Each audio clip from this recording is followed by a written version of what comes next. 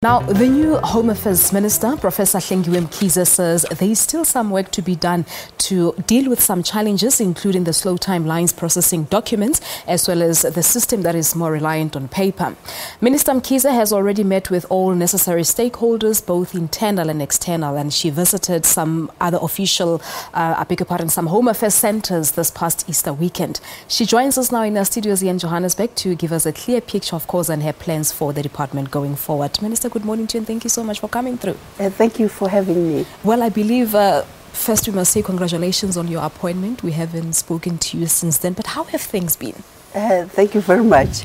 Well, you know, the reshuffle is always like a storm. Yeah. You are more comfortable where you are, dealing with what you are familiar with. Any imagination of a new area is scary. But, you know, it's really a very, very important sector because it's about securing the national population registry. It's really about facilitating the entry and exit of people in and out of the country. And of course, being able to account for each and every citizen who is in the country, especially their status. So from that point of view, I think we have the necessary policies. I think we have relevant legislation that is guiding us. For me, the challenge is how to make the assessment and facilitation of entry of warm bodies and goods to the country in a secure manner, but timelessly. Because if applications, you know, if we don't have clear norms and standards in terms of waiting periods, you create a conducive environment for people to start going back to old ways of doing things and say, who can help me to get the permit I want, which undermines everything. Yeah. And it sneaks in a systematic corruption and malpractices. Yeah, talking about corruption, you made mention of the issue, I think it was during the Easter weekend when you visited one of the centers here in Randburg, that you're looking into digitization of the whole system in order to root out corruption. Talk to us about that statement. You know, if you look, even the launch by my predecessor of smart cards, the introduction of smart cards, already the department is thinking in that particular direction. Yeah. But as you know, working online, it depends on quite a number of things. Have you got a broadband coverage? Are people throughout the country? Are people e-skilled? Have we got the necessary technologies that are secured to do that?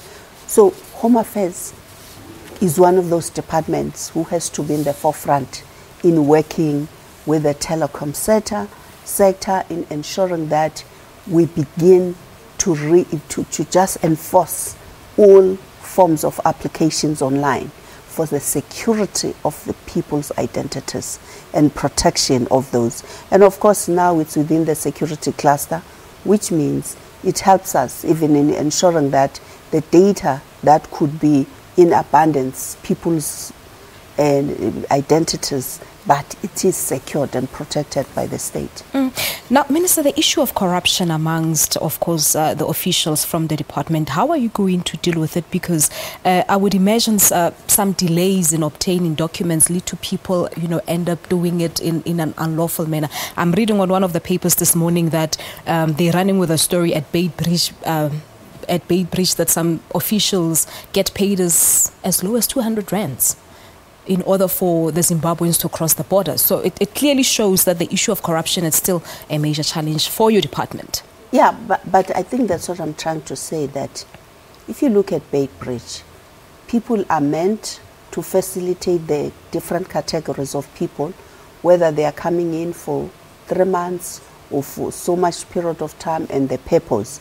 But instead of doing that, they deprive people of what is their legitimate right, that you can go and visit South Africa for a period of 3 months. This is the permit you require. If it expires, you go back, you stay back for such a long period of time. And so people begin to introduce new practices, like to say, oh no, I can give you only 3 days. Yeah. And if you're a business person, you have planned to be in the country for such a period of time, obviously the temptation is to say, I have to make it work. The stakes are high for me. You see, I think that's where I'm saying, within the security cluster, we have to take a careful look at how we put this to a stop as soon as possible. Because if we don't, it's almost like the country where corruption is so pandemic that you sell your own identities. Yeah, it's true. We've run out of time, Minister, but I wanted to touch on the issue of the LSP, the Lesotho Special Permits. We know that the closing date was the 31st of March for the final documentation of those who are making the applications. Is there a possible extension maybe, or a possible reopening of the application processes? I mean, first of all, we have to get the outcomes as soon as possible now, as to how many people, what do they come in here for, and definitely within SADC. Remember, the walls were lowered as far back as Mandela's times. We have a very close economic ties. We are a regional economic community. So whenever there's a need, but for now it's closed, we'll assess the outcomes.